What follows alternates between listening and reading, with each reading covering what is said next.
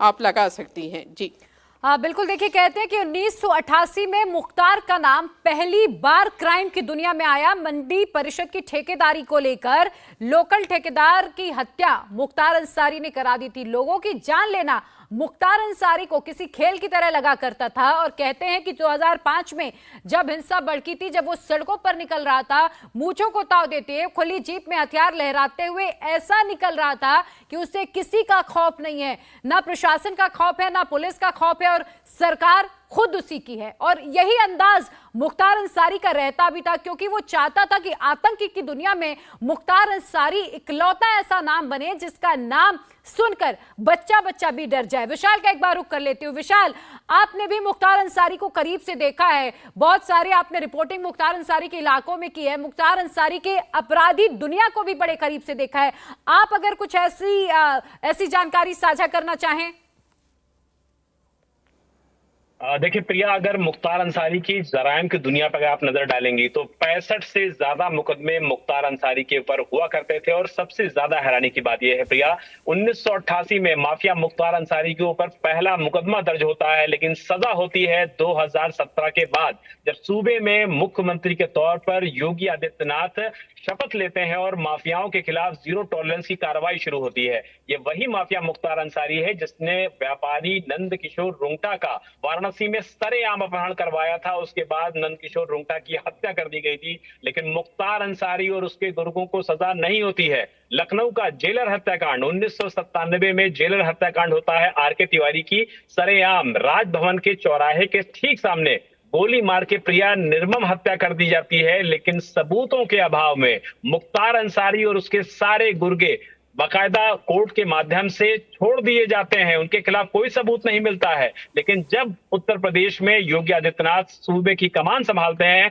तो एक के बाद एक 8 मामलों में मुख्तार अंसारी को सजा होती है। अभी आपने जिक्र किया था कि किस तरीके के अवैध काले कारोबारों में मुख्तार अंसारी लिप्त हुआ करता था, तो मैं आपको बता देता हूं कि अवैध तरीके से जितने भी ठेके होते थे, मुख्तार अंसारी को मिले या ना मिले, अगर नहीं मिला है तो आपको माफिया मुख्तार अंसारी को कमीशन देना होगा, और अगर आप कमीशन नहीं देंगे तो उस इलाके में आप ठेका नहीं ले सकते थे। यानी कि चाहे आपको रोड बनाना हो, चाहे आपको कंस्ट्रक्शन करना हो, आपको गुंडा टैक्स मुख्तार अंसारी को देना ही होगा। आप नहीं देंगे तो आपकी बेरहमी से हत्या कर दी जाएगी। इसके अलावा रेलवे के ठेकों में जिस तरीके से मुख्तार अंसारी की घुसपैठ बढ़ी, उसके बाद से चाहे समाजवादी पार्टी की सरकार हो, बहुजन समाज पार्टी की सरकार हो, सरकारों की जरूरत बन गया था मुख्तार अंसारी, क्योंकि जो सरकार के सूबे के लोग हुआ करते थे, उस दौरान के मुख्यमंत्री हुआ करते थे, बड़ी मंत्री हुआ करते थे, सबको मुख्तार अंसारी की जरूरत पड़ती थी। फिर चाहे वो चुनाव में वोट लेने का मामला हो, लोगों को डराने धमकाने का मामला हो, स्क्रैप के ठेकों में आगे बढ़ने का मामला हो,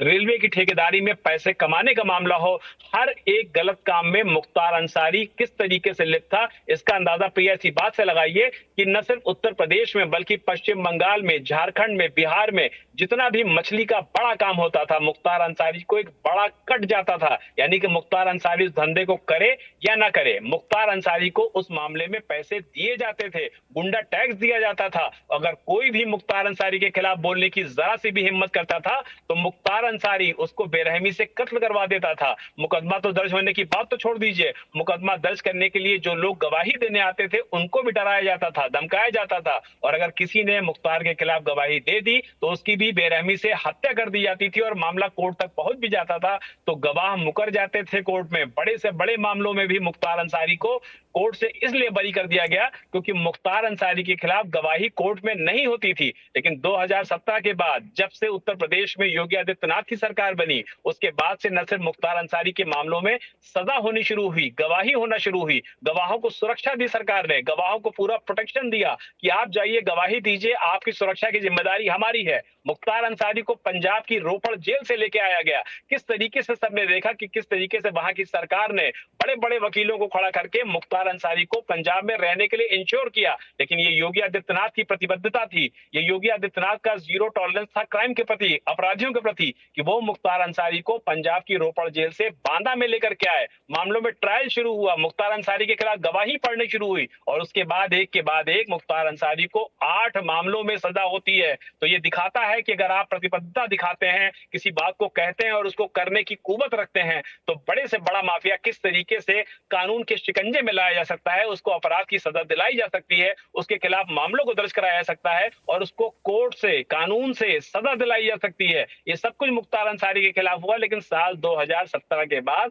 तब तक माफिया मुख्तार अंसारी का जराइम की दुनिया इतनी बड़ी हो चुकी थी कि उसको खत्म करने में भी उत्तर प्रदेश सरकार को बड़ा लंबा वक्त लगा, जराइम की दुनिया को खत्म करने में। लेकिन अब से कुछ देर पहले माफिया मुख्तार अंसारी की मौत जरूर हुई है, लेकिन उसके द्वारा किए गए कारनामे, उसके द्वारा किए गए आपराधिक वारदातें आज भी न सिर्फ पूर्वांचल में, उत्तर प्रदेश में, झारखंड में, बिहार में, पंजाब में, जहां जहां माफिया मुख्तार अंसारी के गुर्गे मौजूद हुआ करते थे, वो आज भी बता सकते हैं कि किस तरीके से जराइम की दुनिया में माफिया मुख्तार का सिक्का चला करता था, किस तरीके से वो लोगों को डराया धमकाया करता था, किस तरीके से वो लोगों की जबरदस्ती जमीन कब्जा कर लिया करता था। और ठेका कोई भी ले, मुख्तार अंसारी को अगर आपने पैसा नहीं दिया, गुंडा टैक्स नहीं दिया, तो ना तो आप काम कर पाएंगे, और अगर आप काम करने की कोशिश करेंगे तो आपको अपनी जान से भी हाथ गंवाना पड़ेगा। यही वजह है कि माफिया मुख्तार अंसारी हो, अतीक अहमद हो, या फिर कोई भी माफिया हो उत्तर प्रदेश में, सबके खिलाफ कार्रवाई होनी शुरू हुई, सबके आपराधिक